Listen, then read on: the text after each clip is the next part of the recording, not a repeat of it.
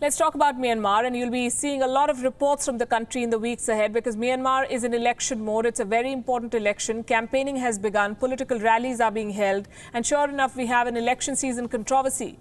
The media in Myanmar should have gone to town with this one, but they're being blocked from reporting it. So we'll do the honors. The controversy involves the Myanmar Army.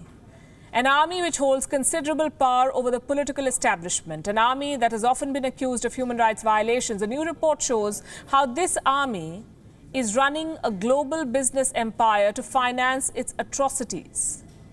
The report is part of an investigation by Amnesty International. It is based on some leaked government documents which apparently expose how international companies have been indirectly financing the Myanmar army. Many of the military units that are receiving funds are involved in human rights violations. Let me break down the findings for you. The report claims that military generals have been receiving huge revenues from the shares in Myanmar Economic Holdings Limited, MEHL.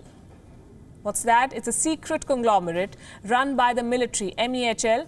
It has several local and foreign business partners. The board of this conglomerate is composed of high-level military figures. It is headed by the military chief himself, Min Aung Hlaing. Now let's also discuss how this conglomerate functions.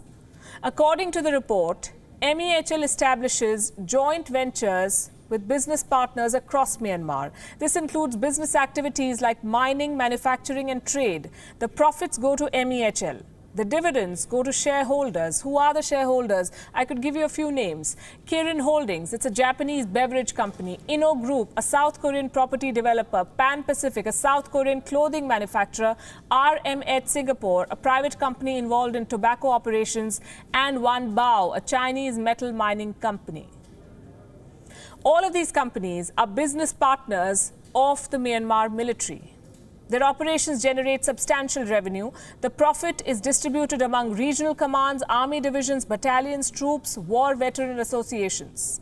Now, this report says between the year 1990 and 2011, more than $18 billion, $18 billion were given to shareholders. Out of this, some $16 billion was taken by the military units alone. What do they do with this kind of money? They cover their operational costs and fund atrocities. At least 95% of these military units fall under the Western Command of the Myanmar Army, the one involved in operations in the Rakhine State. The 33rd and 99th Light Infantry Divisions of the Myanmar Army are also listed as shareholders. These divisions have been involved in several crimes against the Rohingyas and other ethnic groups.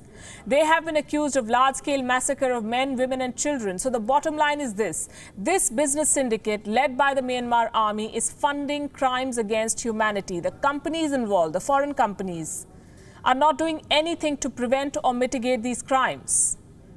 And it's not like they're not aware. The report says they are aware, but they're not willing to disengage.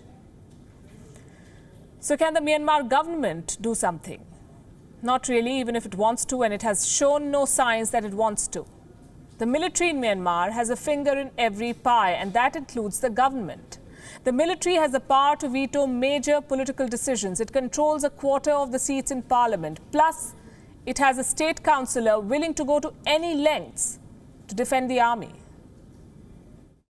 Please bear in mind this complex situation and the challenge to sovereignty and security in our country when you are assessing the intent of those who attempted to deal with the rebellion.